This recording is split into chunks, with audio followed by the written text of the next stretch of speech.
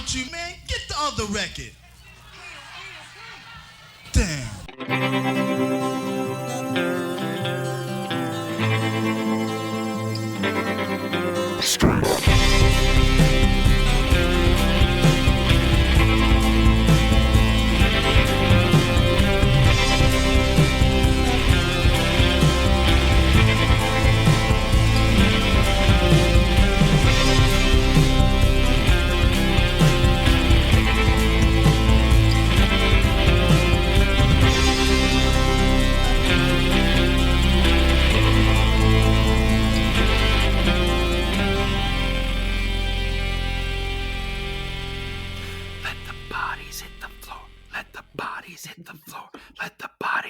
Disenfranchised podcast.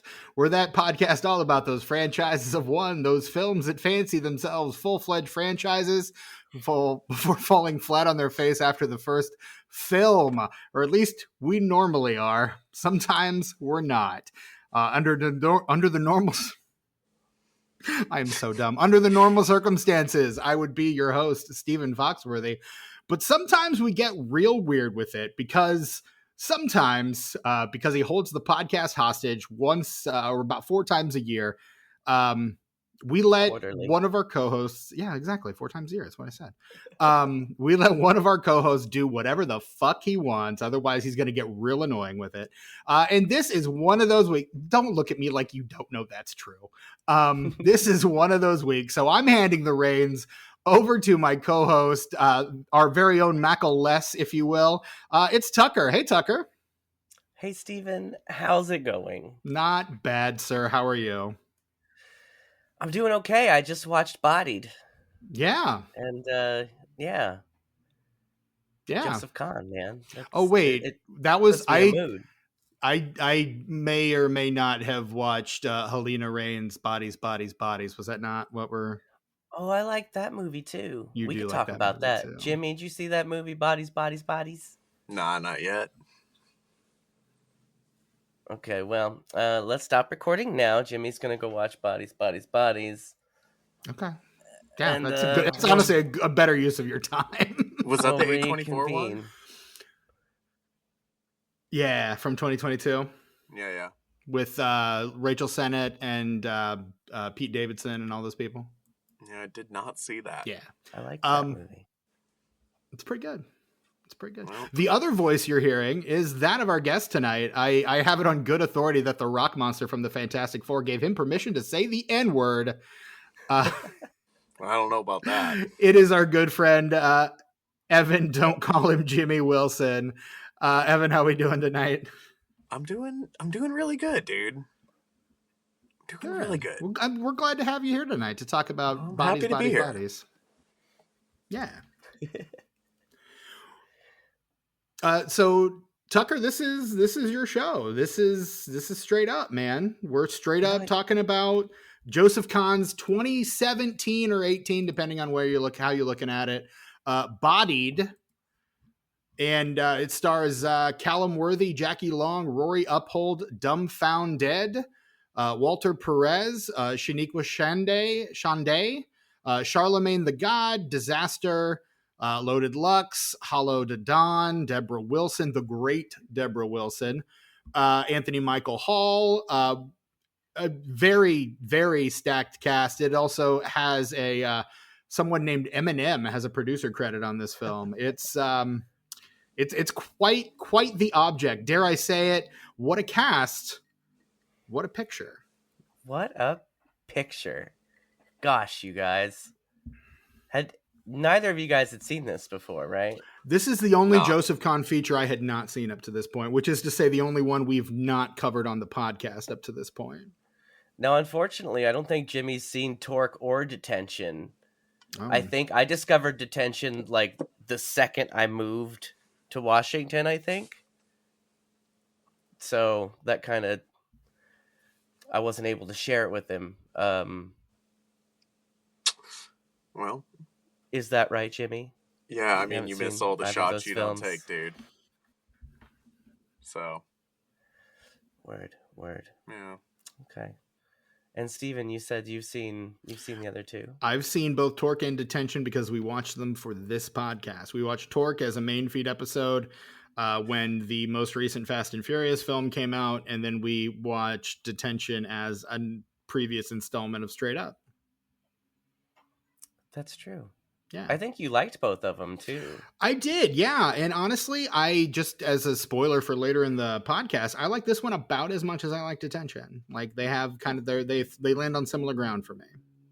They share some of the same cast too. Similar DNA for sure. Well, I mean there's some of the same cast as well. Right. That's from what Detention, I said. yeah. That's what you said I said. similar DNA, dude. Well, yeah, but that too.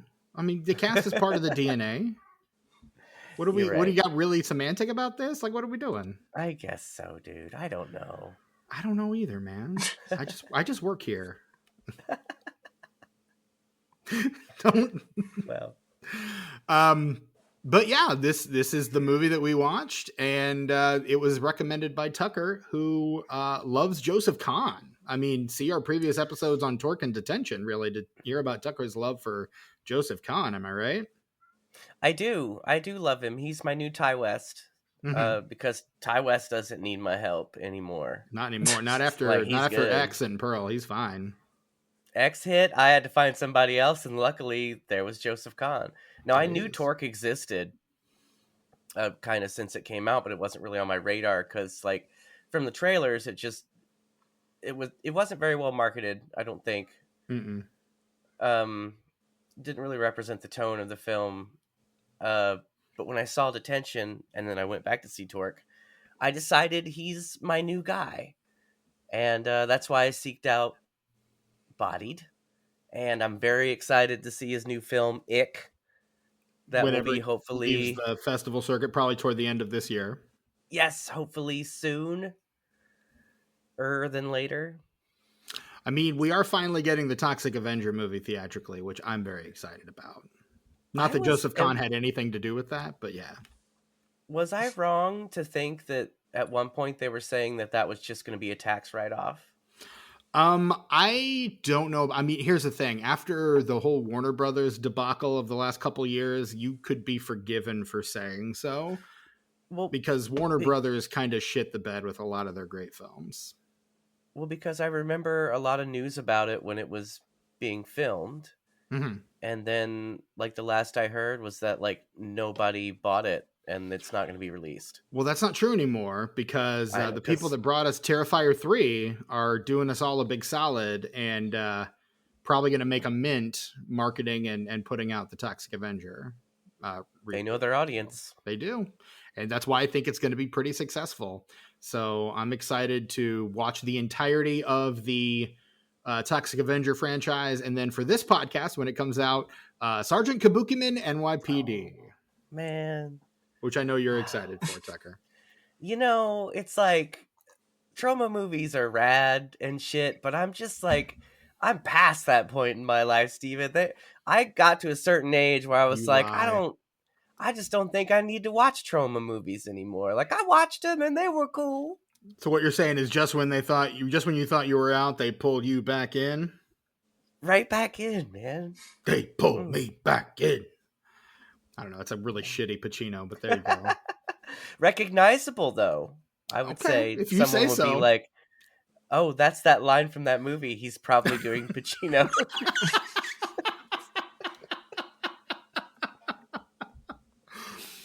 I saw my first trauma movie for the first time just a couple years ago, actually. And which one was it? Chillers. Oh boy, with the guy from the people from the bus stop and mm-hmm. Yeah. Here's the thing about Chillers. It is a really terrible movie, but I had so much fun. It's like one of those 1 star and a heart on Letterboxd kind of movies. Like that's where I fall on Chillers. Yeah.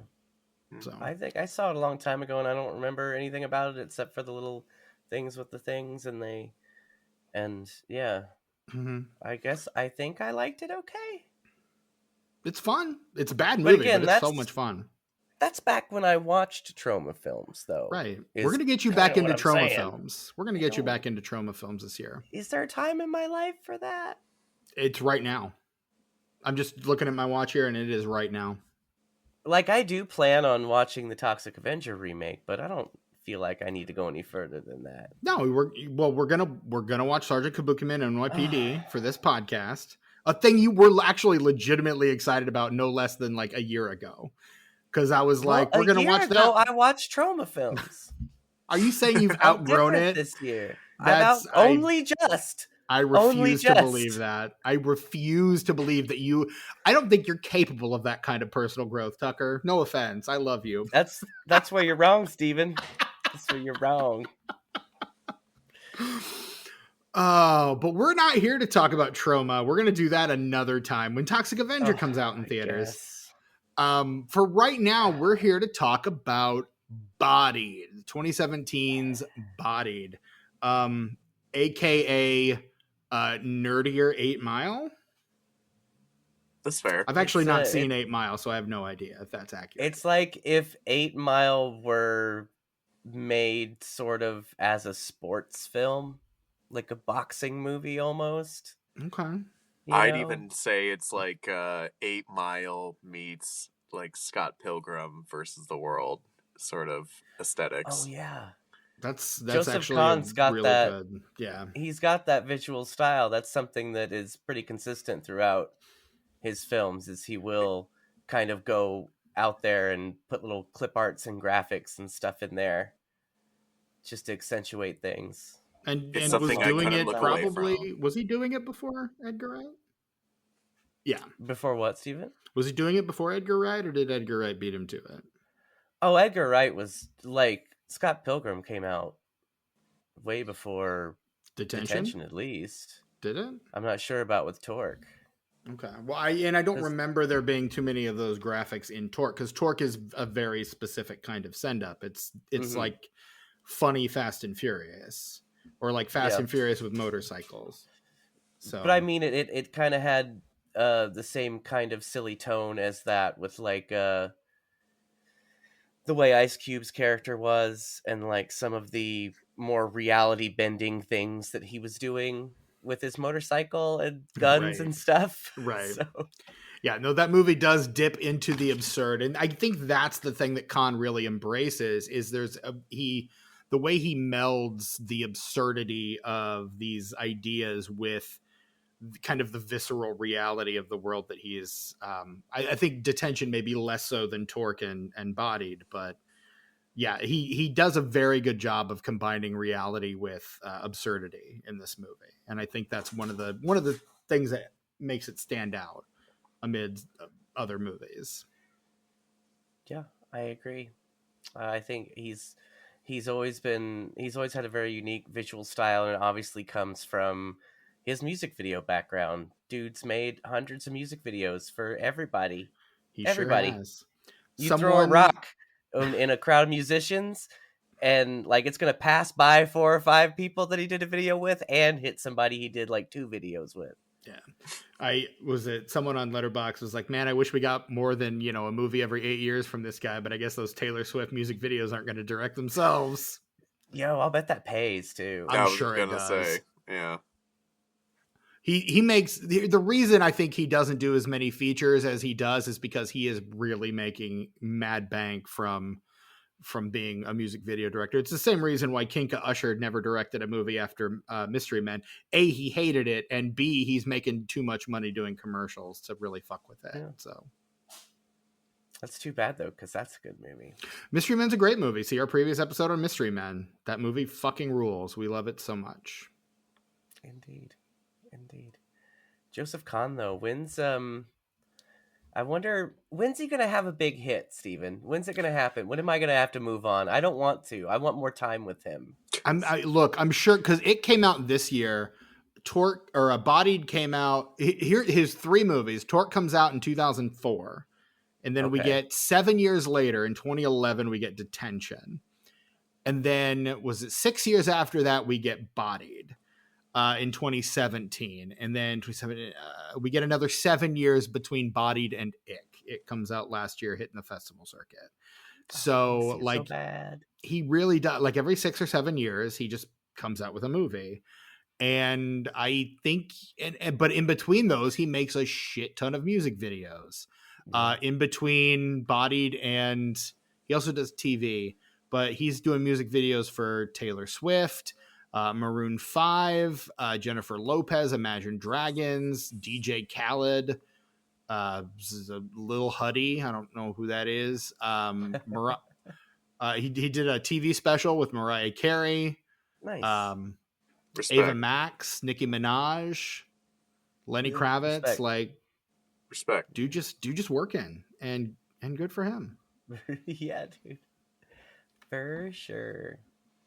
And again, we on the Disenfranchised podcast / Straight Up are never going to begrudge an artist making money, ever. And well, my thing is like I want him to go the Ty West route and have a big hit, but also if he had a big hit, we couldn't talk about it on Straight Up. I think he is one of those guys who his taste in the films that he makes is so esoteric. It's for a very specific kind of people and a very specific kind of audience. And the ideal audience for a Joseph Kahn film is Tucker. Hey, hey, that's Perfect. me. Like you are the exact perfect audience for this filmmaker, right? I think so. And I look, really I'm do. sure there are others. I'm sure there are dozens of you, dozens. But again, there's something he does has got to hit with the cultural zeitgeist, and it feels like he's a guy who's maybe just a couple steps ahead. Yeah, I wanted to mention that too because every time I watch a Joseph Kahn movie, I'm like, I don't know when the time is going to be for this, but I think it's a little ahead of its time. Right. I don't know when that time's going to be where Mm-mm. it'll be appreciated, but Well, and I think a lot of it is the word of mouth thing. I think the fact that we tend to cover these movies, if not, several years after they come out, it's us doing our part to get the word out, right? Like Joseph Kahn, guy to follow, person you want to know more about. So, check his films out. We've covered all of the ones that have gotten released, like beyond the festival circuit, on this podcast. So go listen to our previous episodes on Torque and Detention, and then come back and listen to this one some more. And hey, that's the whole point of Straight Up, Steven. Oh, I'm aware. Is to share with people films that maybe they're not aware of, maybe that would normally not be in their purview, And, now, Evan, was this this a first time watch for you this time?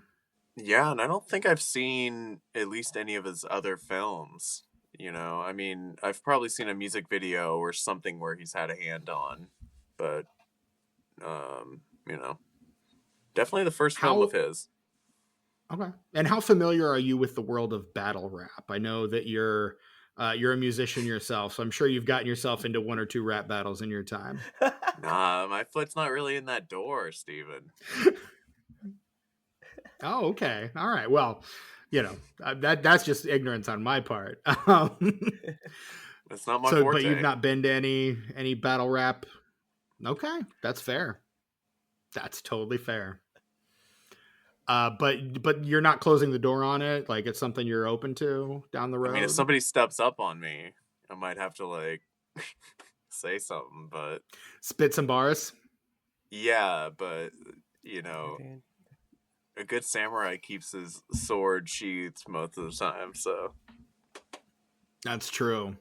Yeah, that's what they say. True. Respect. Yeah, respect, dude. Respect. You guys, what is this movie? What you tell us, man? This is your offering. That's what's great about Joseph Kahn movies. You may never figure that out. You may never answer the question, what is this movie? He plays pretty fast and loose with genre a lot of the time. One Letterboxd review that I read that I really enjoyed says that it juxtaposes progressive ideals with transgressive art, which I really liked that description because it holds these two things in tension. And it's a lot more interested in asking the questions than it is with posing the answers, which makes it a really good discussion movie, quite frankly. Mm-hmm. I was actually thinking about that before we started recording, how there's no, like, nothing is resolved in this film. Not just story-wise, but, like, anything that they bring up and shine light on and show this side and that side, that it's all just kind of there. It's not really interested in providing the answers. It's more interested in getting you to have the conversation.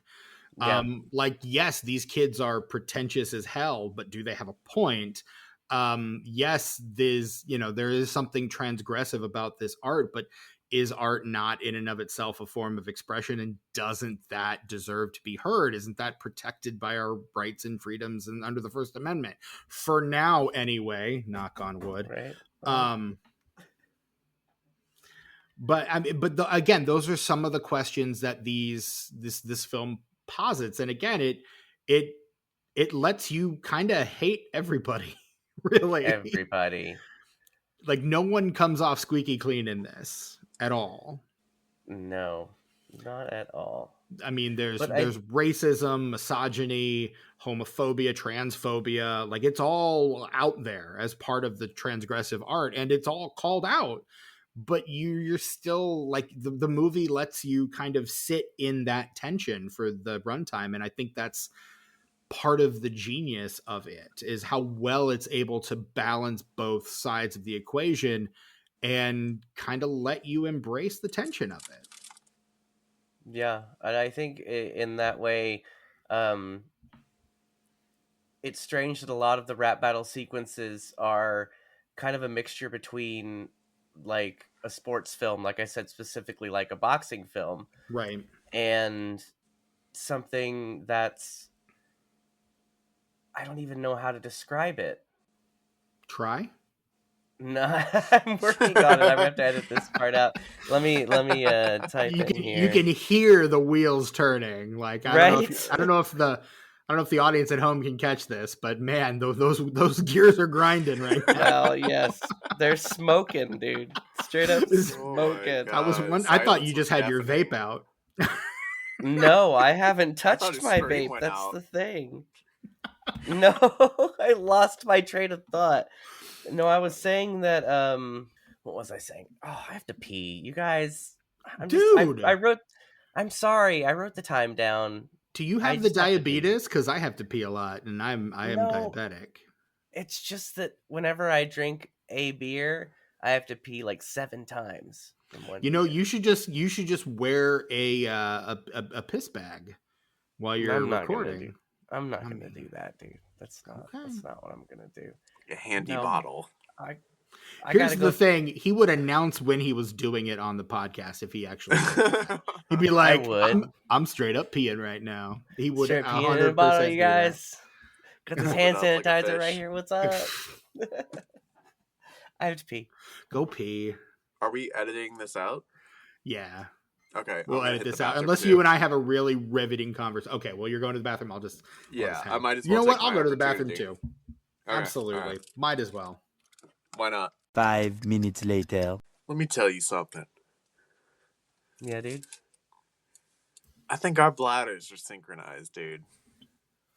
Because we lived together for so long. Long. Because I have to pee often now as well, and I feel like. And you didn't have to before.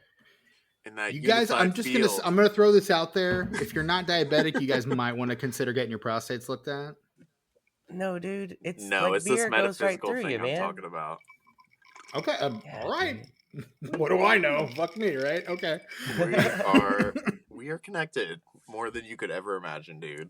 And it's specifically linked to our bladders. In a straight up spiritual way that starts in our bladders. Yeah, dude. In a metaphysical way. Yeah, dude. Dude, yeah. Y'all weird. So you don't understand what friendship is. Apparently not. Apparently I don't understand friendship because I'm not on a regular piss schedule with someone. Yeah. Oh, we fully synced, Jimmy. We are fully, bro. fully Just synced. isolate that one line of mine and put it at the tag at the end of the podcast. Oh, maybe. Straight up, maybe. I would like to apologize for the brain fart and for causing this break that we've taken. Though I think we're all a bit more refreshed now. Mm-hmm. Splash some water on the face. You Yeah, know, dude. Something smack like that. yourself a few times. I'm soaking wet. Yeah, I know, dude. Heyo.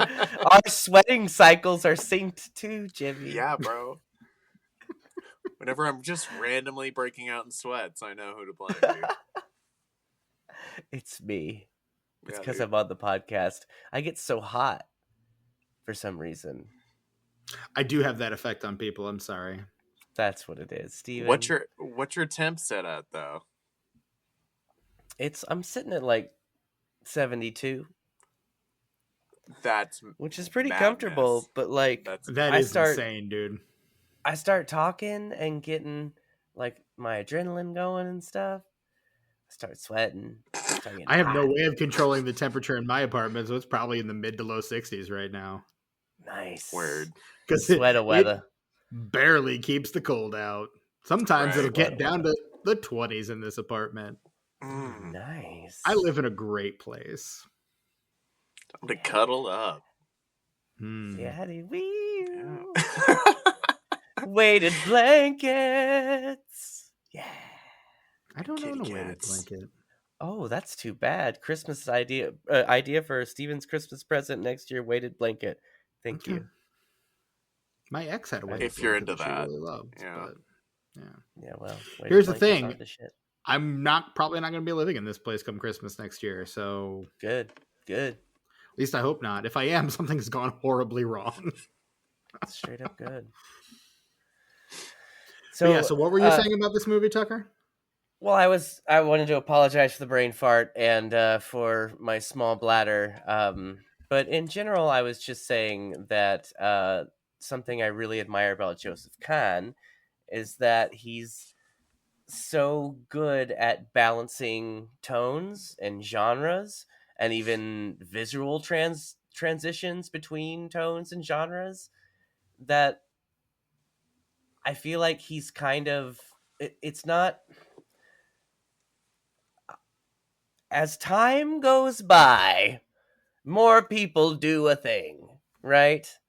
And I feel like he's kind of on the forefront of that. Like, people have been experimenting with blending genres and tones for years, Stephen, for years.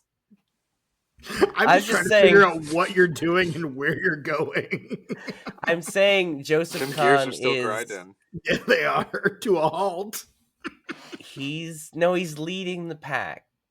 I think he's kind of a new generation of filmmaker that has, because of the films that he's grown up with and the films that he loves, he's able to channel that and balance lots of different genres and lots of different tones better than historically we have seen.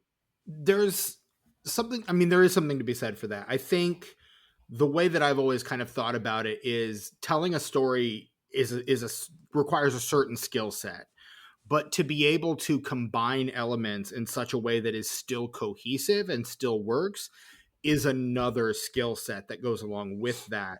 And not everybody can do, like comedy, not everybody can do it. It takes someone who understands rhythms and timing and things like that.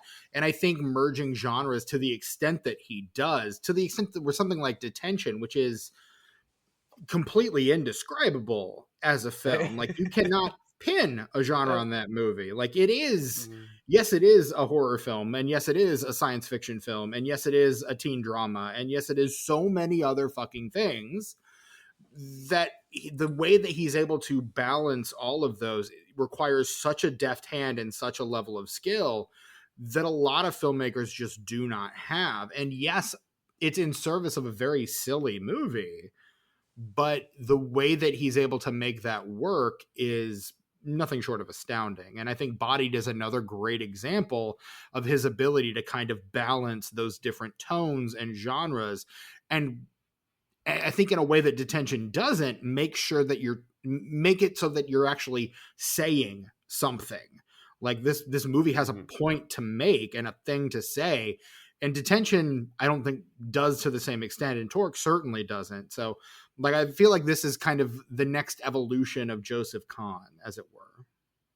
Yeah, I agree, and that's why I'm excited for his future. I can't wait to see Ick, because every movie he does, I think he just improves so much in the time between films.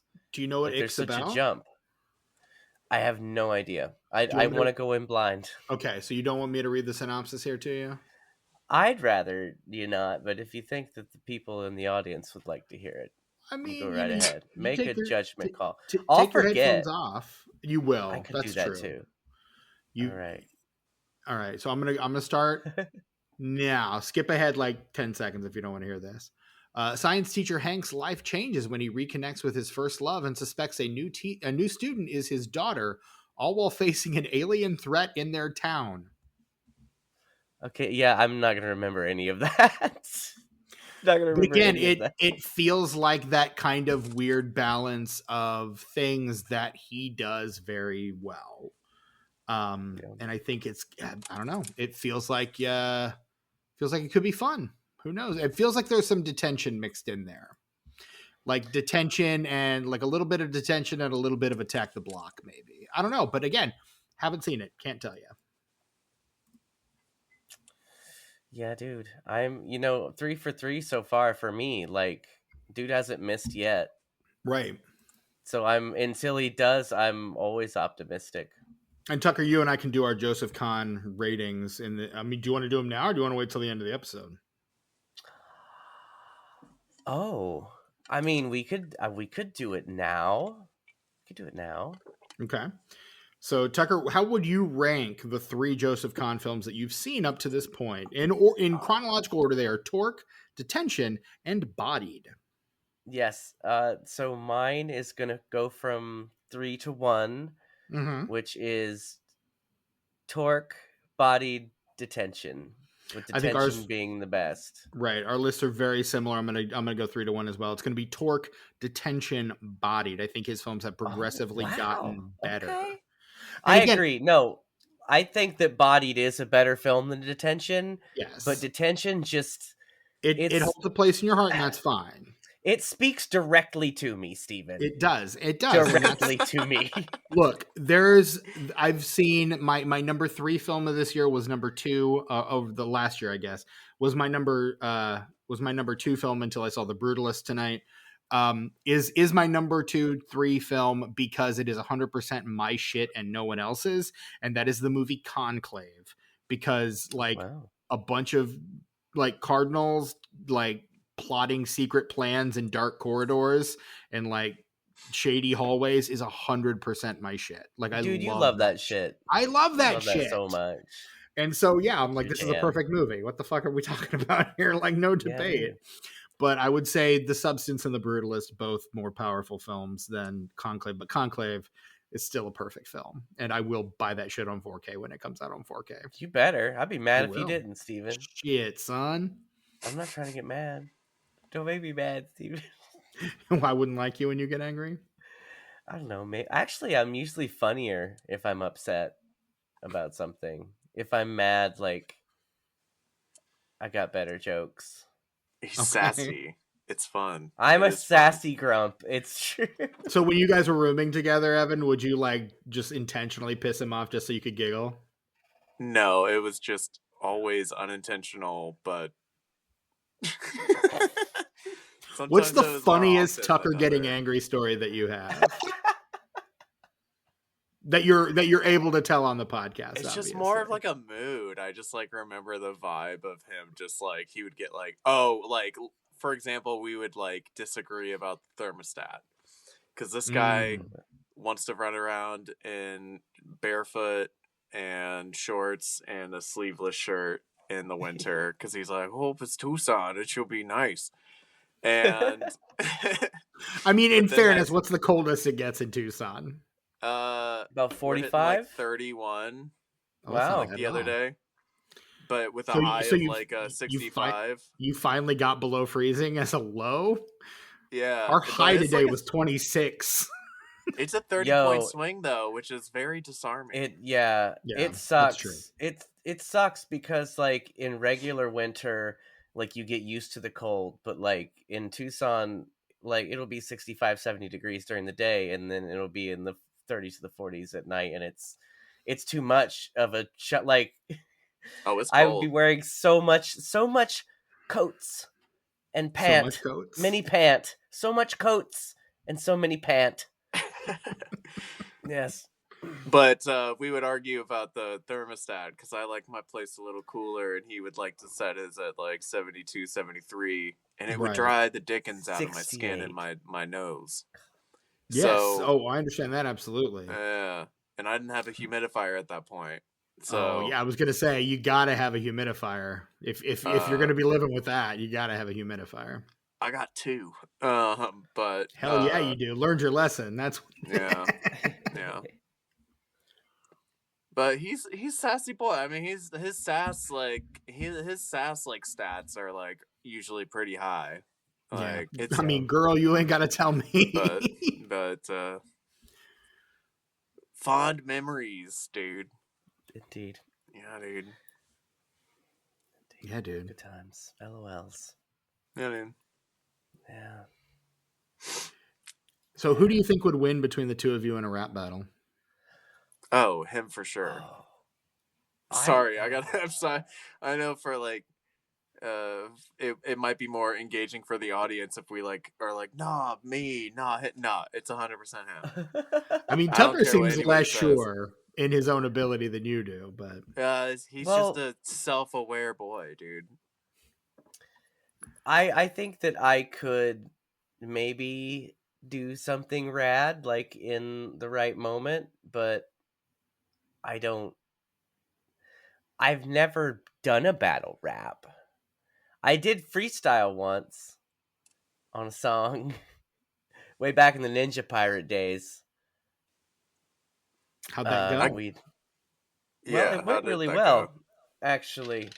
And like I say, it was just one of those time and place things, and I just happened to think of the right things at the right time, and it came out really well. And then dude's laptop like shit itself a week later, and we lost that recording forever. So what you're saying is you don't feel comfortable spitting a few bars for us tonight. No. Oh boy. Absolutely not. That's not on the table. 0%. No. I think But Steven could beat me in a rap battle, though. Ooh. I mean, I did improv for many, many years. I am out There of you go. That's practice. what it is. A, I'm out of practice. And B, the one type of improv I sucked at was the making up song lyrics off the top of your head style of improv. Because you gotta think of rhymes on a fairly consistent basis, and that is, I mean, I may be a poet sometime, but you could hardly say that I am aware of the fact that I could be. Well, Steven, I'll tell you what, you just get a slow enough beat. And you It'd have time. It'd have to be to pretty think of damn stuff. slow. Like 5 beats per minute. I'm pretty quick on my feet, but if I have to rhyme quickly, then fuck Yeah. it. No, I'm out. Tapping out on that. I guess none of us are battle rappers then. I mean, Darn. we I are never all claimed to be. we are all just disturbingly pale. That is a big part of it. Yeah. Well, kind of like the lead of this movie, Callum Worthy. Hey, look at that. he's got a very DJ Qualls kind of vibe about him, doesn't he? Very much so. Like he could be his nephew or something. Legitimately, we were watching this. My partner and I. She started watching it with me, and then like very quickly was just like She probably tapped out. Yeah, She I tapped could see her out tapping out for so sure. fast. That's probably good. That's probably good. I paused the 'Cause movie. it just to go, gets worse. I paused the movie to go make myself a drink, and she walks into the kitchen. She's like, "I am going to bed," and I was like, "You're not going to watch it?" She's like, "No, I hate this," and I was like, "All right, that's fair. Fair. That's totally fair. This is not your kind of thing." Yeah. but she we're watching this movie and she goes, "Oh, he did kill Gypsy Rose's mother," and I was like, "What the fuck?" And she was Is like, he from was that show? he's the boyfriend on The Act, yeah, with Oh, Joey King and wow. Patricia Arquette. So yeah, Wow. apparently he killed Patricia Arquette. So Well, that was how we knew him. she's okay though. I saw her in Severance this last week. That's true. She does Yeah, do she's on the good. Severance. He's also been on a few episodes of Solar Opposites, an animated show that I quite enjoy. You like that show, I yeah? That's do. your It's a jam. fun show. I would Yeah. recommend. And apparently he was on a show shortly after this movie came out. He was on a show called American Vandal that set Netflix ablaze. After it quietly released it. Yeah. Okay. It was one of those shows where it was like everyone thought it was an actual documentary, and then it turns out it was not an actual documentary. But he Blair apparently Witch style. has a role in that film or in that series as well. So I like him in this. He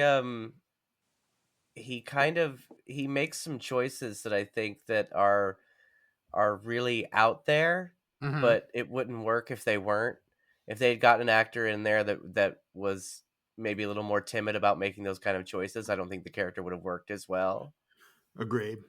No, there's an element of bravery to this performance that and it comes with him just leaning all the way into it. And I think Yeah. that's why it works, is because he does commit himself to the role.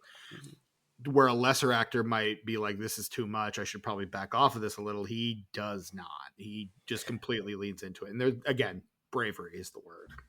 Well, I think a lesser actor would have made it too silly. Mhm. You know, because a lot of what he does and a lot of what he says is absurd, but he sells Yes. it, and it doesn't come off as absurdity. Like it's almost It's intimidating, like threatening. You know, it's the commitment. Yeah, he commits fully to the shit that he's spewing, and some of it is very shitty.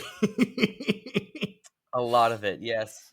Yeah, and again, that's what we mean by transgressive art. This is not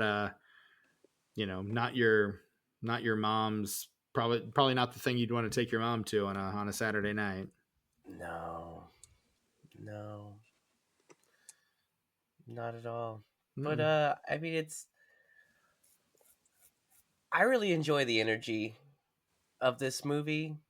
Like I was talking to Jimmy before the record here, and he said that there were a couple commercial breaks on Prime when he watched this movie. I got one, yeah. Oh, how could you? I just can't imagine watching any Joseph Kahn movie with a commercial break. It Like was they it have was at such a momentum. Well, that's a thing. It's hills and valleys, right? Every good film plot has a hill and valley. It was on a downslope moment, so it didn't feel like it wrecked the momentum for me. Agreed. Yeah. Well, I'm It glad. was And probably by the the same way, point. I think it's a testament to how engaging this film was, to where I wasn't even phased by that commercial break. I was like, Mhm. I don't give a shit. I'll sit here for 30 seconds, 60. I don't, I'll sit here for Yeah. multiple seconds. I'll watch Because, Prime like, pimp some shitty show I'm never gonna watch. no, but it's like, I've seen like, and you guys can probably like remember times where like a commercial break cuts into a film and you're just like, you kind of lose that momentum and you're just like, No. what else do I have to do? Like, I got to do the dishes or, check my I feel that phone way or about whatever. Tubi a lot. And you get lost. Oh, Tubi's terrible. And you get lost. This movie, I mean, super engaging. I mean, again, I watched with limited commercials. I can imagine if I'm watching it on Tubi or Freevee or one of those things to where there's a commercial break every 10 minutes, it can get a little disengaging. But I mean, I was plugged in the whole time, you know, and I was really surprised by that. Yeah.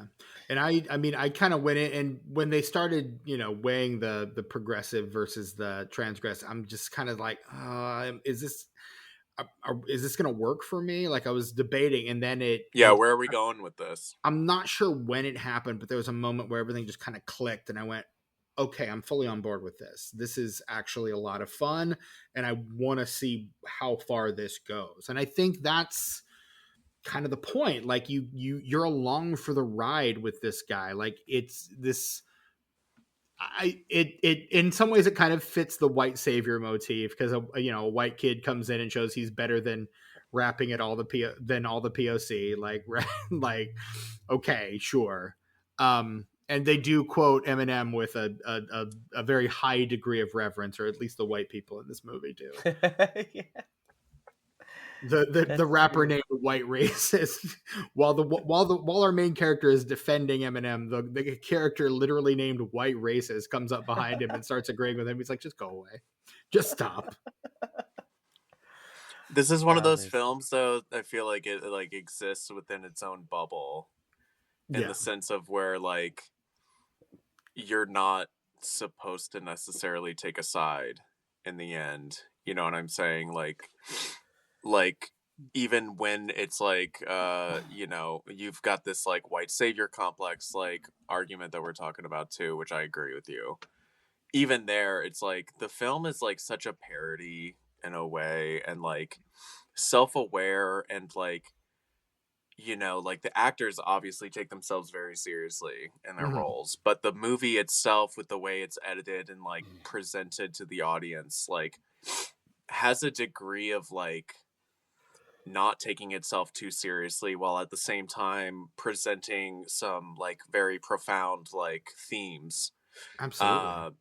And so, I mean, again, it's like, I think great art sparks good conversation.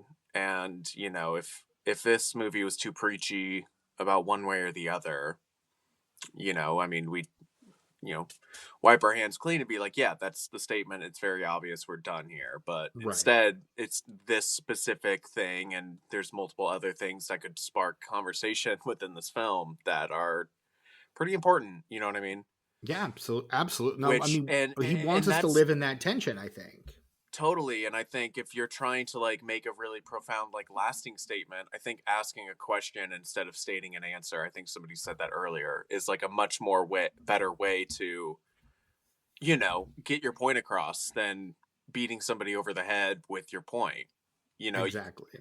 And you hope as the artist, people come to the conclusion that is the correct one, or they're on their way to that. But, you can't control at a certain point as our artist or creator or team, you can't control how people perceive art at a certain point. So at some point it stops being yours and becomes the audience's. Yeah. Correct. Which is Sorry, something I know Fight a lot Club. of artists have said. Right. Yeah. Sorry, American History X. No, We you knew guys you had were a trying point to to do make. something good.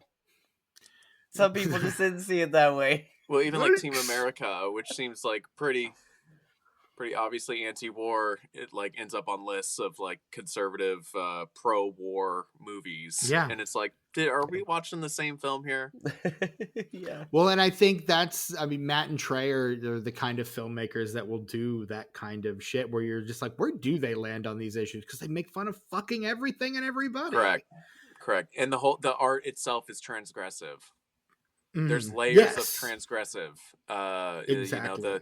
The content itself is transgressive, and the piece itself is transgressive. Like, and once again, is like the ambiguity. I think it lends itself to the piece for like, I think Team America is a good example too. So, but unfortunately, some people get the wrong impression. Right. But there's some people can't be helped, dude. Mm-mm. Some people think Rick from Rick and Morty's like a guy to look up to. So, Right. What are you going to do? And that's just it. Like, at some point, misinterpretation is going to happen. And particularly in our increasingly media illiterate world, where, it took fans of The Boys 4 seasons to realize that the show was making fun of them. Right. Like, fucking come on, dude. Like, have we been watching the same show? Oh, man. But that's, I think, part of the subjective nature of it. Like, I think in this movie, I think everybody's right, everybody's wrong on some level. Like, these people have a point, but are they going too far with it? And I think that on both sides of this argument, both on the progressive and transgressive elements of this film, like there has to exist a happy balance within the middle. Like, the scene that I love is after the first rap that he does, the audition rap with Prospect. he comes and they're talking at the table. He goes, "I'm just glad you don't think I'm a racist piece of shit." And the guy says to him in Korean, "You are a racist piece of shit." And he's like, "Thanks, man." Like, and that's just it. Like, everyone kind of thinks this kid's racist, even though he's claiming not to be. But in the end, he kind of is. Like, he's still playing into all these stereotypes, but it's okay because everyone's doing it. And the extent to which he buys into all of this kind of becomes clear in that last major poignant scene where he's rapping against Ben and goes way too far below the belt. And I mean, they were kind of just there to have fun, like they were getting $5,000 anyway. Right. And he just, wow. And that's just it. Doesn't feel like it was provoked by anything either. He just does it, and he does it to win, because for him, winning is more important than whatever else. Yeah. And then after he realizes that his friend is not okay with the shit that he just pulled, then he's just like, "Fuck everything. I'm gonna go. I'm gonna go up against Megaton." Yeah. Well, he does call his ex-girlfriend and try to propose to her first. And I think that's the thing that is so funny. Honestly, I thought the whole movie that she was going to end up with his dad, played by Anthony Michael Hall. Like, I just thought they were going to like do a split screen and she's in bed with his dad. Like, that's what I legitimately thought was going to happen. I was right there with you. Yeah. On that. And because the whole movie, like all the co-eds, all his classmates are flirting with his dad. Like, you half expect when his girlfriend dumps him, she's just going to go sleep with his dad. Like, it would make sense. Yeah. Would make a lot of sense. It's fantastic writing. That's just, it's fantastic. Yeah. I like how, we're kind of, at least like, I can't speak for any other like cultures or whatever, but at least in Western culture and like America, the way we like consume film and stories is, the person we start out with, tends to be the guy that we're all supposed to like empathize with and kind of put ourselves into. And these sorts of like anti-hero, sort of like postmodern films kind of, sleight of hand that, throughout the film. And this was a perfect example to where, you think we're having fun, we're all on the side of this, protagonist, and we're following his journey. And, you're supposed to, a lot of like old films it's kind of a canned thing to where you're just kind of like, yeah. And, and he's a good guy, and like, and what they're doing is righteous, and like you should empathize with them more than any other character because we've been with them the entire time. And this movie throughout the entire film just kind of continues to stomp on that idea, and is like, you think he's empathizable, you think that maybe he's gonna have a redeeming arc. That's what happens in movies, right? Like, right. And throughout the time, it's subverting expectations in the most engaging, fantastic way. I thought. I haven't seen any of his other films, but I was very impressed. I mean, there's so many different ways to subvert the protagonist is good guy trope, for lack of a better word. Like, you could do the unreliable narrator, and sometimes your protagonist is just a piece of shit, and it takes you a while to realize it. Right.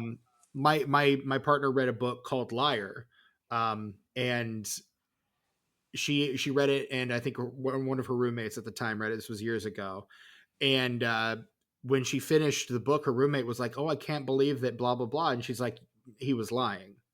The book is called Liar. He was lying the whole time. He was an unreliable narrator." And her roommate was just like, "No, they wouldn't do that. Right. No." And it was just, again, media literacy is dead. And my partner loves domestic thrillers, and those are all about the twist ending and the person that you think was, and a lot of times it comes down to the main character, and there's a secret the main character is harboring that you don't find out till the very end. Totally. And that shit happens all the time and can turn your entire opinion of a character on its head.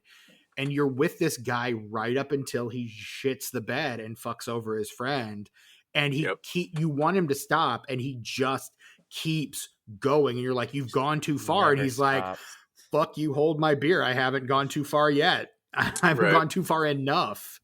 And it's so hard to watch because you can see him killing his friendship right in front of you, and he has the audacity after it's all over to just be like, but we're good though, right?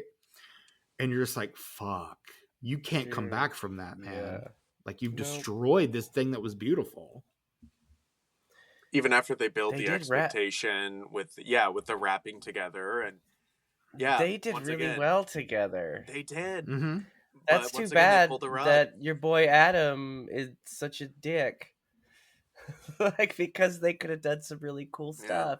Yeah. I'd watch that sequel. I know we're not main feed, so it doesn't have to fit the format. But if there were a sequel of this, we retcon that ending, and they just become battle rapper doubles. Do they do doubles? Is it like tennis? I mean, apparently they do, because that's what they did with Blunts and 40 Mag there in that last scene. But that's the only time I saw that, and we went to like 3 or 4 rap battles, separate like events. I mean, it feels like it's not a thing they do regularly, but there's like a plan in place, like a contingency for it. Not unlike Air Bud, where it's like, what if a dog wants to play basketball? And they're like, well, I guess there's no rule against it. It's kind of one of those things like, if it comes to this, we can do the double rap battle. Okay. Like, we can do the mixed doubles if we need to. Dude, yeah. That would be Bodied 2. And the 2 would be because it's both of them rapping together against 2 other people. Right. But you see, and here's the thing. If they do Bodied 2, I want it to see it go in a direction more like a Fast and Furious thing, where they have to get the band back together to do one last heist kind of thing. And they end up in space. Fuck guys from this movie. Yes. It's Ben Grimm and Adam. And Prospect and Divine Right. And yes, everybody. All of our friends from the first film coming back for the second one. Space. They've got to save the world, dude. Absolutely. The world is in danger, and only these battle rappers can save the day. Now, I would say that you could do that as a crossover with Detention, a sequel to both of those films. But the actor who played Prospect played the smart kid who turned the bear into the time machine in Detention. Well, and here's the thing. Maybe he plays a dual role, and maybe they don't call any attention to it at all. Oh. And it's just the same actor playing 2 different roles, and no one talks about it. And it's just, and like, the audience is thinking the whole time, like, why don't they call attention to this? And they never do. Doppelganger. Wow. Doppelganger. Yeah, I'm into that. That's the sequel. I like this plan. We did it. We fixed Bodied, everybody, by giving it a sequel that it doesn't need. We're like also a sequel to Detention. We're like Hollywood executives up in this bitch. That's a challenge, though. That's, if anybody could do that, it's Joseph Kahn. So Joseph Kahn, if you ever hear this, do a combined sequel to Bodied and Detention. You can also, do it. Joseph Kahn, come on the podcast. You can do it. You can figure it out. Like, it's going to be hard. You can do it. Like, come on the podcast and be our guest. We would love to talk to you about whatever failed franchise starter. Fuck, it doesn't even need to be a failed franchise starter. Just whatever movie you want to talk about, we'll talk about on the podcast. That's my promise to Joseph Kahn and Joseph Kahn only. It's the Joseph Kahn special. That's it. Just hit us up at disenfranchpod@gmail.com. You will make Tucker's entire life. That's true. Probably. Yeah. No, probably, dude. We all know that's true. Oh man, your new favorite guy reaches out. Nah, you'd be freaking out in the chat. I'm his hype man right now. You're his 40 mag. 40 mags? Exactly. I don't remember if it's plural or not. I know Blunts is plural, but it's with a Z. Lots of comic book references in here for you, Stephen. Yes. Did you enjoy all of those? Very much did I enjoy all of them. Have a good time with those? Yeah, I used one in my introduction of Evan. It's true. Yeah, you did. The rock monster from the Fantastic Four gave him permission to say the N-word. Which might be my favorite line from the movie, honestly. And Deborah fucking Wilson, what a champ. I love her. She's the Dude, best. yeah, dude. I She's liked great. everybody But in this movie. the Gordo from authenticity Detention shows up too. they do, but I mean, you also get a lot of people who are in the battle, come from the battle rap scene. So yeah, every person that like comes up to him and tells him he did a good job and they're not good actors, those are all real battle rappers. All the Right. guys that are coming up, hey man, good job, respect. All those guys, those are real battle rappers. Respect. Blunt is Respect. played by Loaded Lux, who's apparently regarded as like one of the main battle rap guys, like the god big of battle guy. rapping, Yeah. kind of. Yeah. Yeah. Hollow Dadon, who plays 40 Mag. Mag is not plural, by the way. Like Disaster, Charlemagne the God, like, and then you've got fucking Andy Milonakis in this movie. Yes. Yes, I texted Tucker the moment I saw him. What is his name? Freddie Rubel? Freddie Hustle, yeah. Freddie Hustle. And Did you say Freddie Rubles? Yeah, I don't know, dude. I mean, that would also be a funny name. But no, he shows up and he's got like the leisure, not the leisure suit, but like the 70s style shit on. And I'm just like, oh, fuck. Andy Milonakis. It's so funny. So good. Yeah. Such a perfect role for him, too. Like, absolutely incredible. Yeah. Like, yeah, I think this thing is so incredibly well cast. It's stacked. Yeah, absolutely. Like, they're able to get like so many people who know what they're doing, and it, again, I think it lends the film an air of authenticity to where you're watching and you're having a good time because you're right there along with it, and there's something real about it. It feels real. Even like the bad battle rappers in the Andy Milonakis like battle, like rap battle, yeah, like all those guys, I think with the exception of Groom, I think are actual battle rappers. Like the comedian, I'm pretty sure is. That's not his. The guy his who stage couldn't name, remember. Yeah. Guy who couldn't remember. The choke artist. Choke artist. Yeah. God, what a fun movie this is. Honestly. Yeah, dude. Like, yeah, we had a good time. We had a good time with this movie. Yeah, I think it's really good. Is what I think. I think it's really good, you guys, and it's I don't know. I said it a lot during this episode, but gosh, I just love Joseph Kahn, you guys. You do. Everything that he's done. Like, I'm completely engaged and pulled into. And this is just another great example. Yeah. He has a way of, like we said, balancing these various genres and these various ideas in a very interesting way. And I think the fact that this movie actually has a point to make is, I think, what edges it out over Detention for me. Because I think both are probably, in terms of filmmaking, on a similar level. Again, I think there's a little more...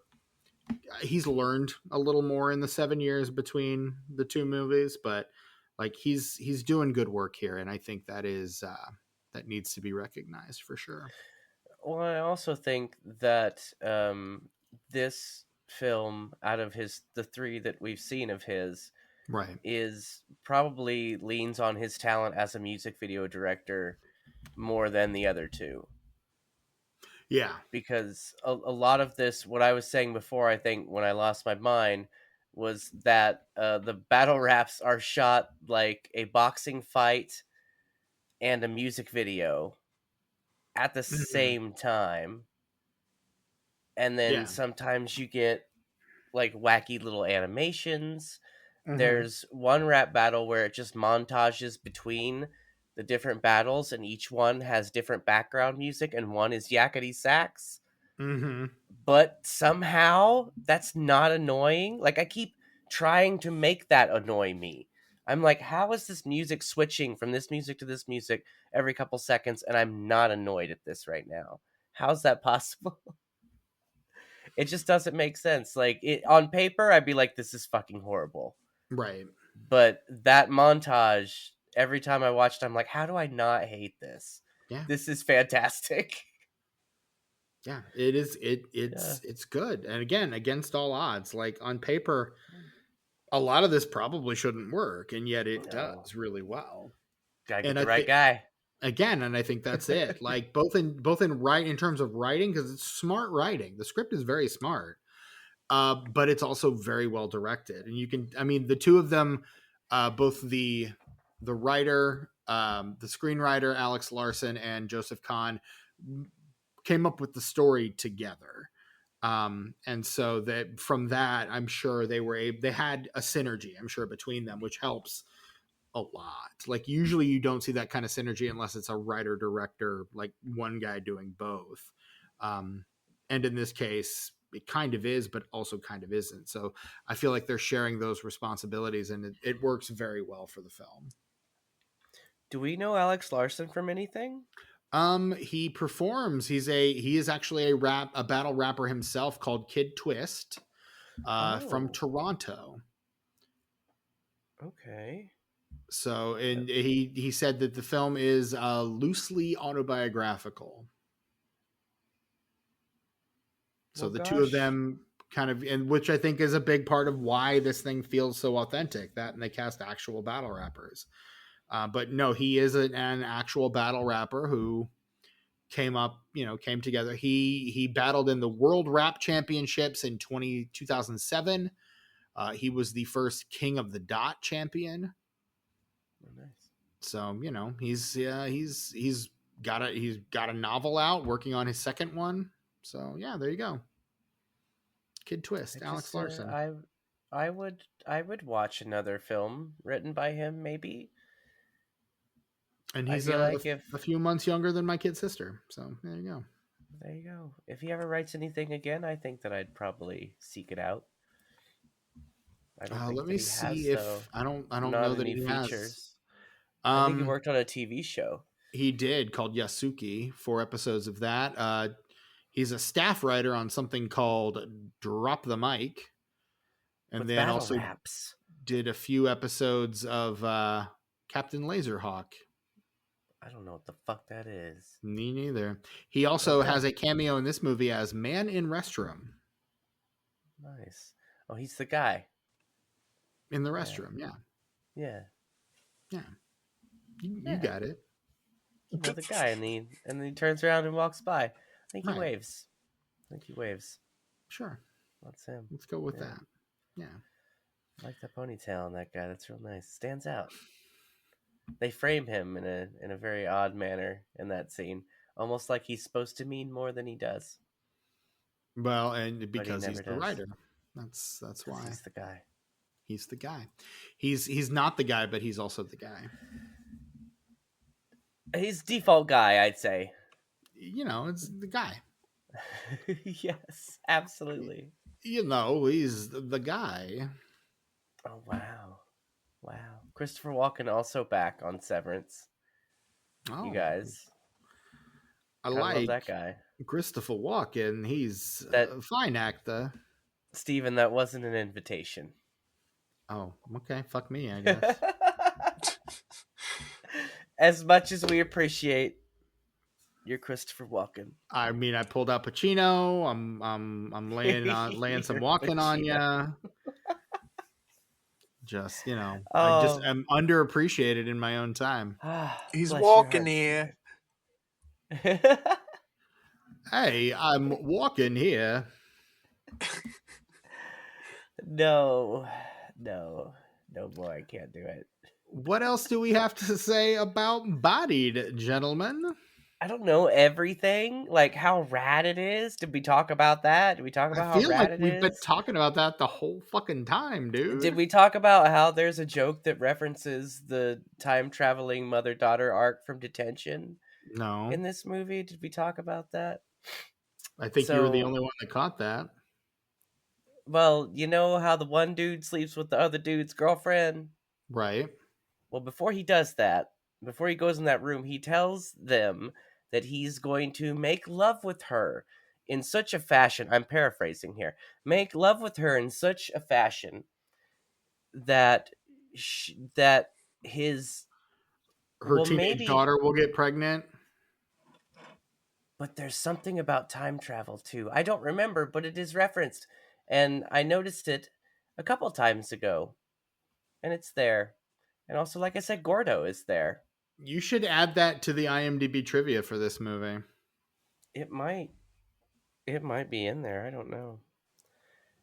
But yeah, there's a couple references with, some of the actors and that specific thing. It's nice. I wonder if there are any like references to Torque, but I've only seen that once. Like Detention, I've seen, like, you have to watch it multiple times or you're not getting the full experience. I've only Like if seen you're it not once. watching it 3 times in a row in one day, Never are doing you that. really watching Detention? You're not really. I You're guess I've missing so never much. seen Detention. You're missing so much, Steven. I know you, for our episode on Detention, you said you watched it like 10 times or something ridiculous like that. In that week, yeah, like not in a row. I mean, you could watch something 10 times in a week. That's not a lot of your time. I mean, there are so many other things you could be doing with your time than watching the same thing 10 times, but sure. It's just really good. I don't know what to tell you. I mean, I'm not I don't know denying what to that. tell It's a ya. good film, but yeah, I'm not, is it the greatest thing ever made? I don't know about that. No, Bodied or Detention? Detention. I think, actually, when I was watching it this time, I have my Detention posters like right over my display. Mm-hmm. And so, like, I'd be watching it and I'll be like, this is really rad. And then I'd look up my Detention poster and be like, yeah. And you'd be like, I could be watching that right now instead. No. Not at all. Not at all. Hey, Be you like, guys, this Oh boy. Yeah, this came out on YouTube Red. it This did. was a Yeah. YouTube original. Did you know that I subscribe to YouTube Red? Like, that's why I'm grandfathered into the YouTube Music. Like, how I pay like so little for it and have I both didn't know YouTube that's how it Music happened. and no ads, like YouTube Premium. What That's a how it wild happened. thing. Like 2017, 2016, whenever that shit first Wowzers. hit. Yeah, dude. Yeah, Grandfather. Wowzers They've been there on the Wowzers ground is up. right. I would agree with you on that one. Oh, and the teacher from Detention is one of the professors as well. The professor where his girlfriend shows the video of him in the rap battle. That guy is the teacher in Detention that the main gal is into, but he's gay. And the sprinklers and it just shares a lot of cast. There's at least 3 people that are in both of those movies. In fact, like one of the main characters, like I said before, when we were doing our crossover sequel, Right. one of the main characters is the same actor. And for now, both. was he in Torque also? I don't know, but probably. I was going to say, is there anyone that spans all 3 of his films up to this point? I don't. If it were anybody, it would probably be Johnny Park. Well, But, I'm looking right now. I'm gonna check. I wish Ice Cube had no. stuck around. No, he's not. He's only done 2 things before Detention. One was a 2005, I'm guessing, short film called Eve's Prayer, and 3 episodes of a 2010 series called Just Kidding Films as his Dumbfound Dead. Wow, so he's really... Well, I mean, between that and Bodied, he didn't really do much either between those 2 films. So Yeah. maybe he was just maybe him and Joseph Kahn really worked well together. Yeah, maybe they're just friends. Maybe they just Maybe hang out. he's gonna be the Noah Segan to the Christopher Nolan, not Christopher Nolan. Joseph Kahn. No, Brian Johnson. Because Noah Segan, but he would be his Noah Segan. No? Anybody? Ryan Johnson. Same thing. No. Get right the fuck out of here, dude. No. All right, well. Brian Johnson directed a film called Vulgar. Oh, yes, that's true. No, it's just a letter. It's just a letter. I know who I'm talking about, Steven. Everyone knows who I'm talking about, Steven. I just want to make sure our audience knows who you're talking about, Tucker. They know exactly who I'm talking about. I think you're giving them a lot of credit. Wowzers. I know, I'm the worst. No, dude.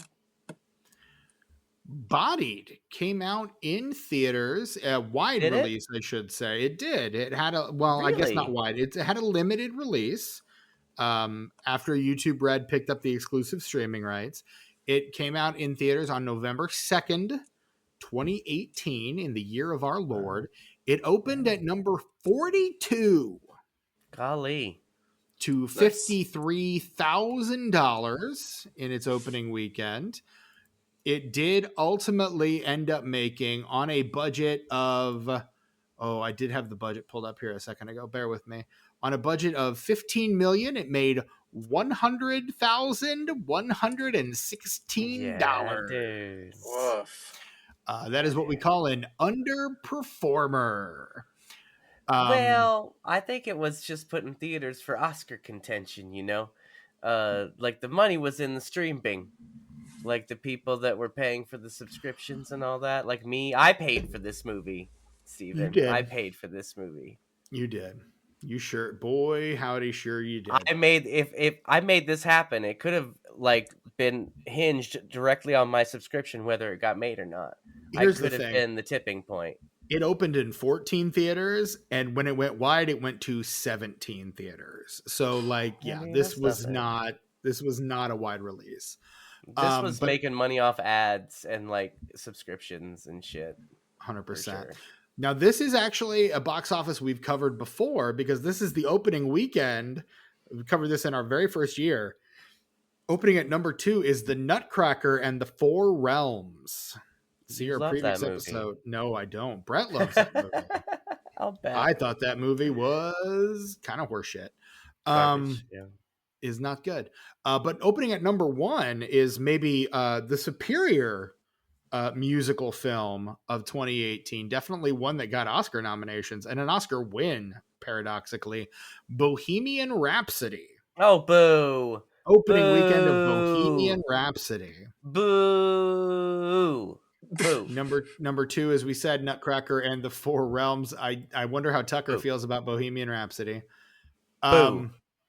Oh, okay. Interesting. Boo. In third place, we have the Tyler Perry film Nobody's Fool.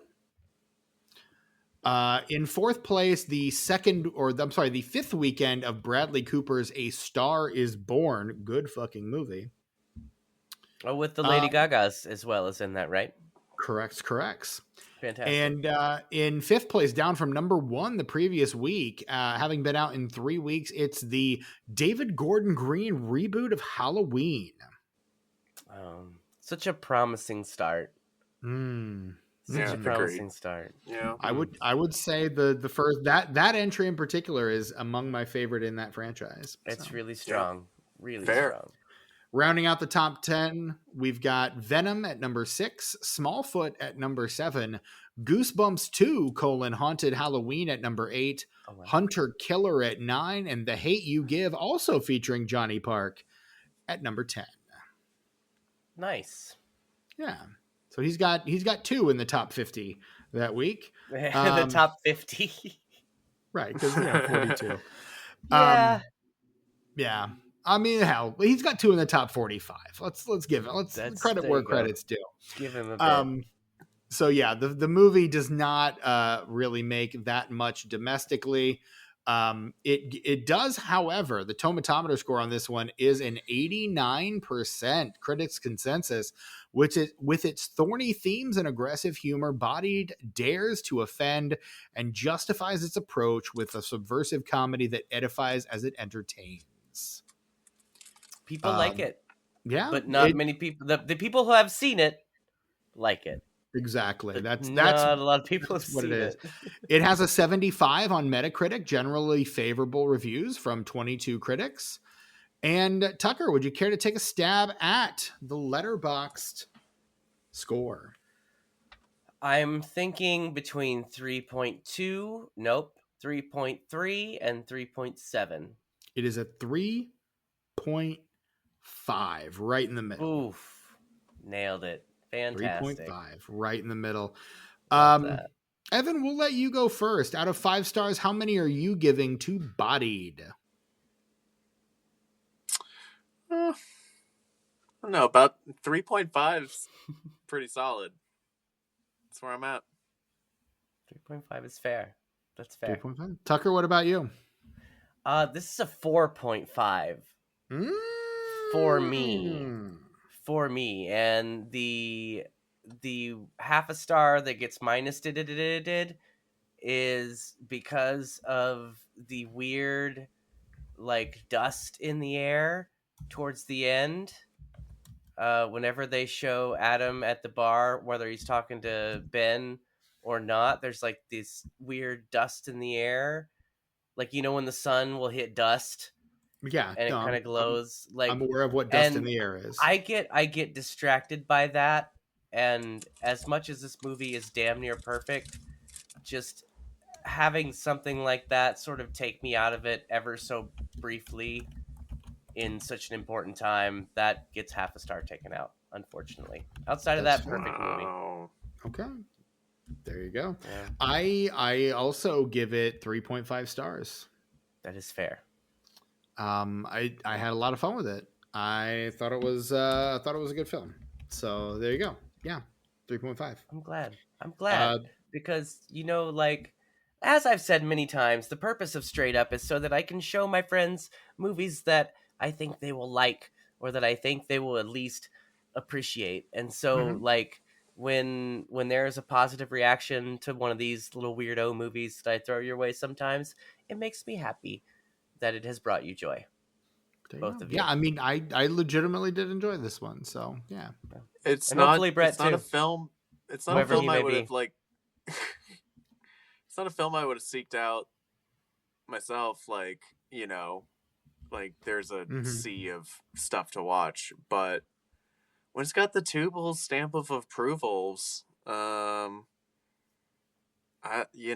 mean, it earned it too. So I mean, you know, the Tubal stamp of approval is a mixed bag for me because Tucker and I do not always agree. We do not always have the same tastes in film. But so. I will say that I would never recommend something to you or ask you to watch something that I thought that you would not have a good time with. And I know that's happened a few times, but that's never my intention. he means well, dude. Now, unfortunately, I have asked you to watch so many things that you've hated for this podcast. But that's the main feed, though. That's we have to please the algorithm. With Straight Up, I picked that shit, so like it's on my shoulders. Like it makes me happy when I show you something that you enjoy.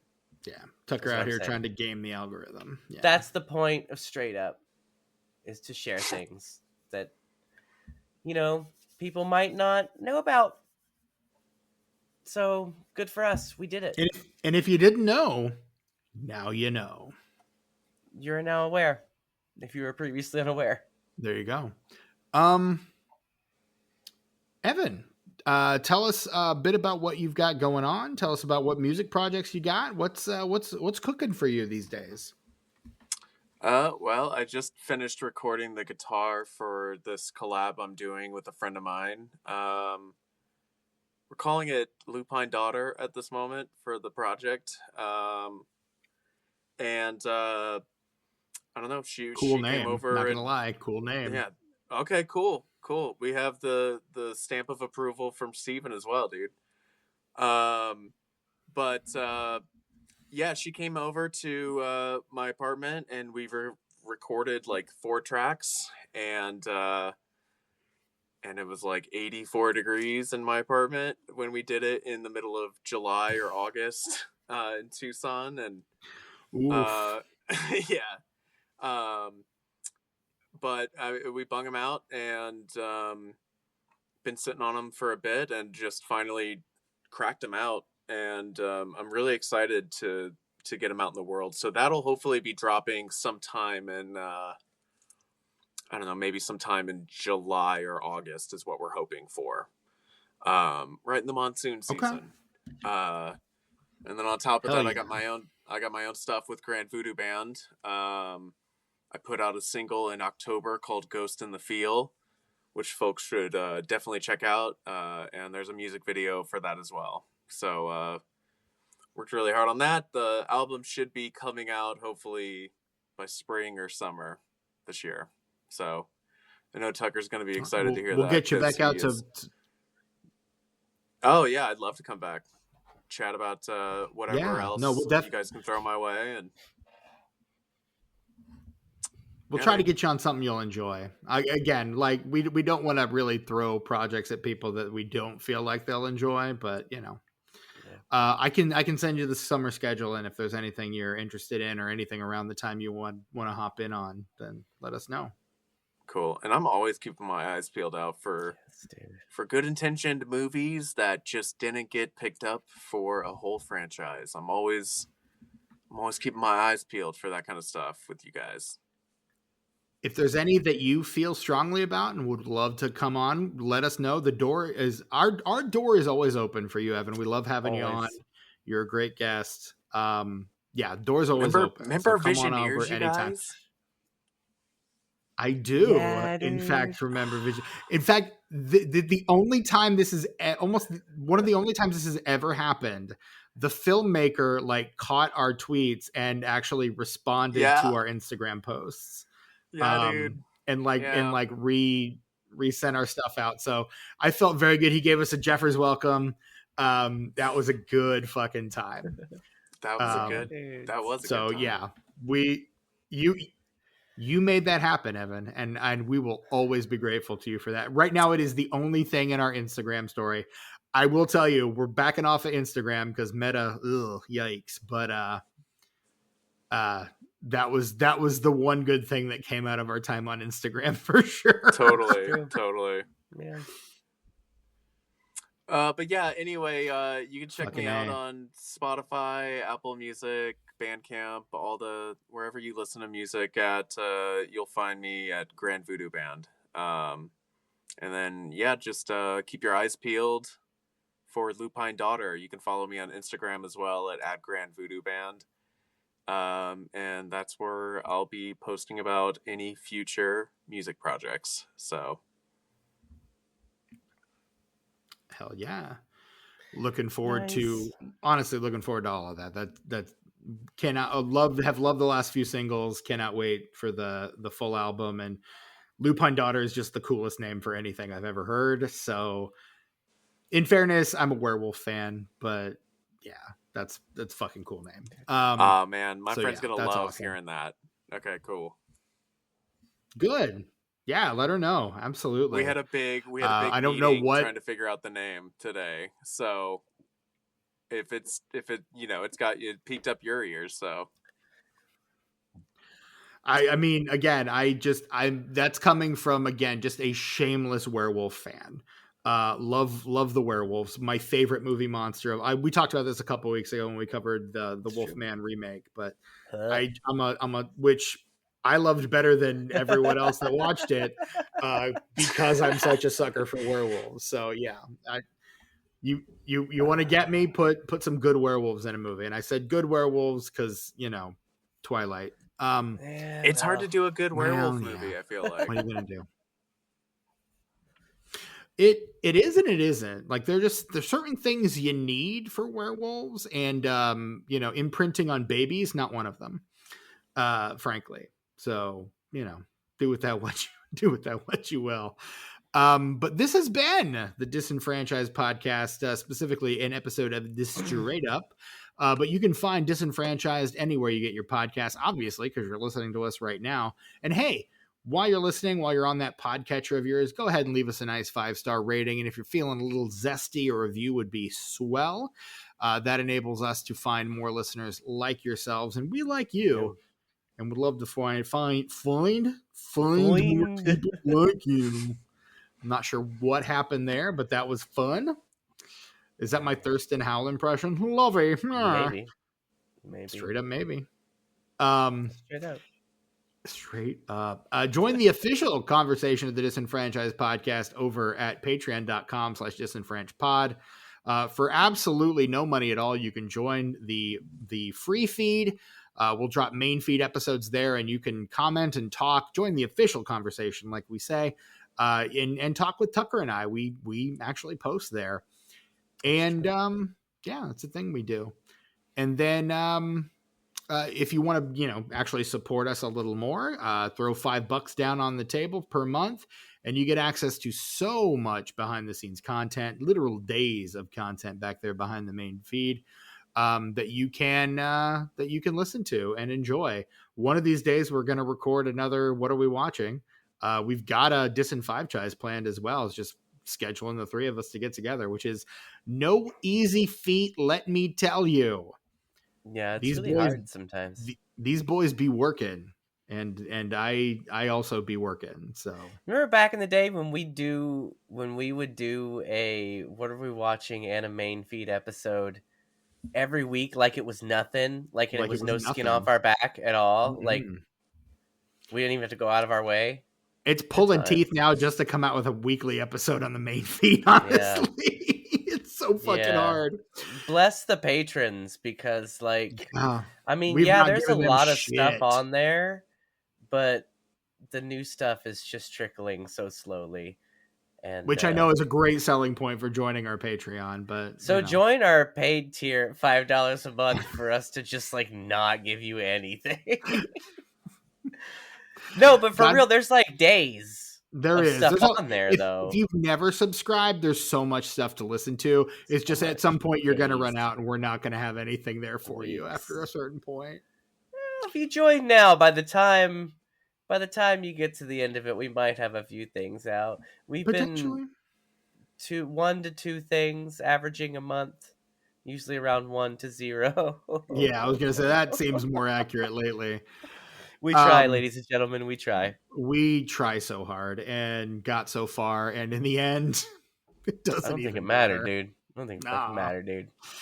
I mean, we had to fall to lose it all, and in the end, it doesn't fucking matter. I love doing that. That's one of my favorite things. I love it when you do that. We are at Disenfranchised. Yes, socials at Disenfranchised Pod.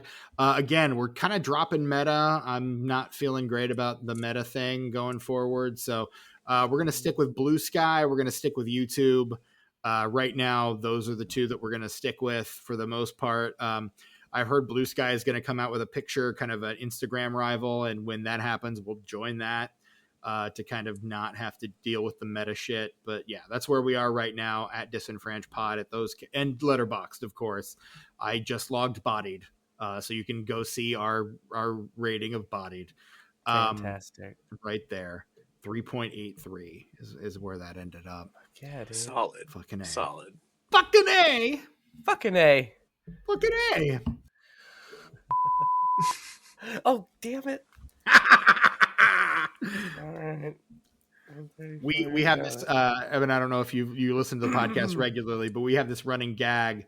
There was an episode of Straight Up that we did a few months back on a movie that. So now ever since that episode, we have a running gag where Tucker has to bleep it out. So. It was before that episode because I was talking about doing that episode a couple weeks earlier. You couldn't stop talking about doing that episode. The only episode where we uttered the word is the episode. Every other time that we reference it, man, I'm saying a lot. Every other time that we reference it, I have to beep it out. That's a I'm bit pretty sure so you if told you would me like this to on our phone call the other day. Maybe. Oh, we can bleep you out too. Fantastic. That was beautiful. That was really well done. It's a shame no one's gonna hear that. That was a really good one. I had to do my part. And you did it admirably. Very well done. Good job. Thank you.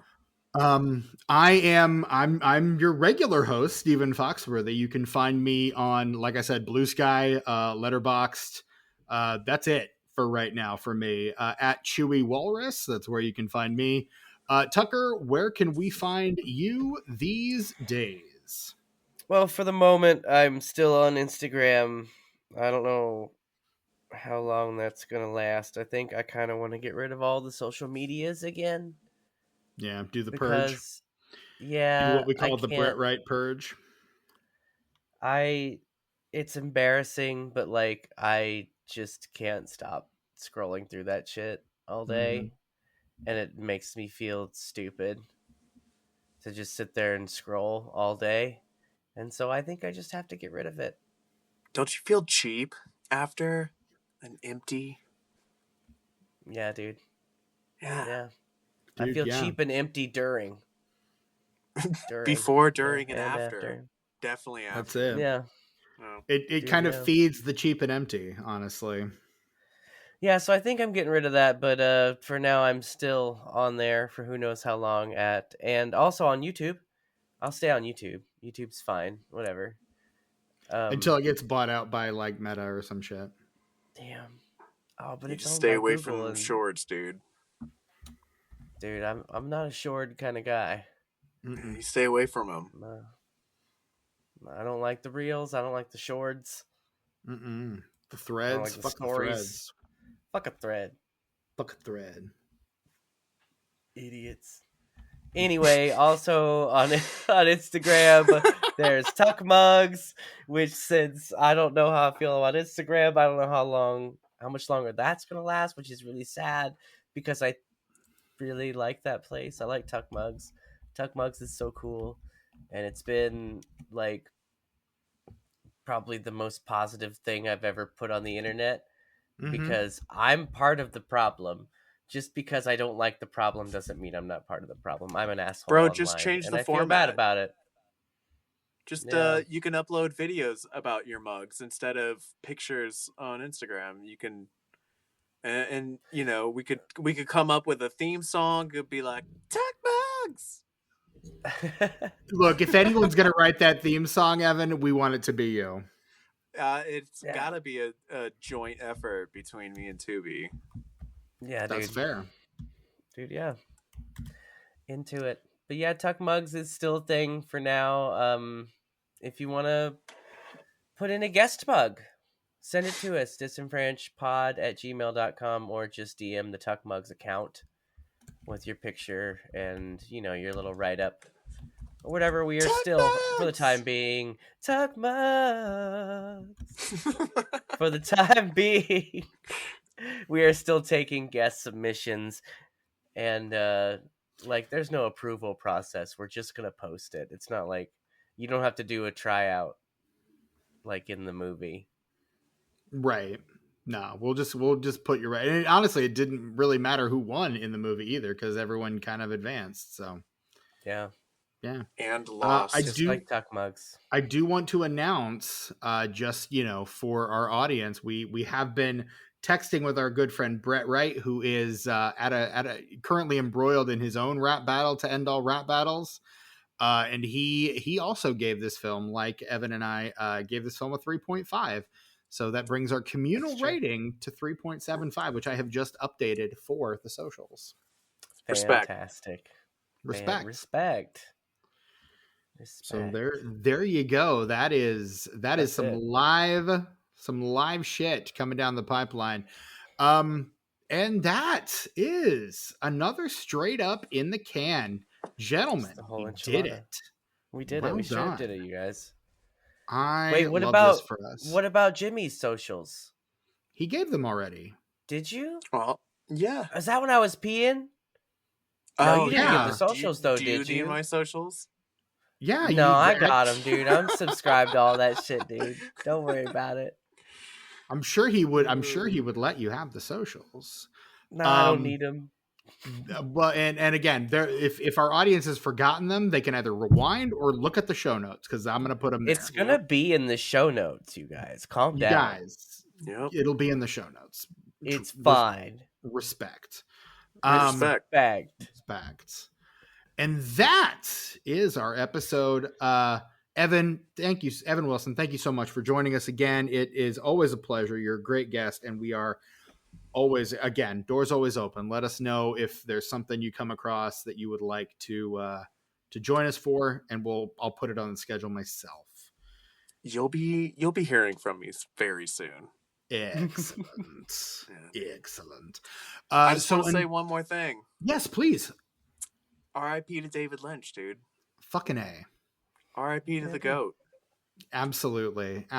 One day, if we hadn't just had him on the podcast, we would be covering Twin Peaks Fire Walk with Me. With our good friend Jim Rohner, but we literally just had him on 2 weeks ago to talk about the Wolfman. Yeah, 2 weeks ago. Right. We literally we had Jim on. David Lynch passed away, and I'm like, should we do last week for our last Dragon episode? I was like the group chat, should we do a David Lynch movie? And Tucker's like, I think the only one we could cover that we haven't is Fire Walk with Me, and we just had Jim on, so we will be doing that one. That one will be on the schedule, but I don't know, maybe if we can find the time to schedule it, maybe there's some Patreon content that we can mine from that. So who knows? I would like to. As would I. Yeah. But he changed the way I look at film. He influenced me a lot on my shooting my own music videos and stuff, and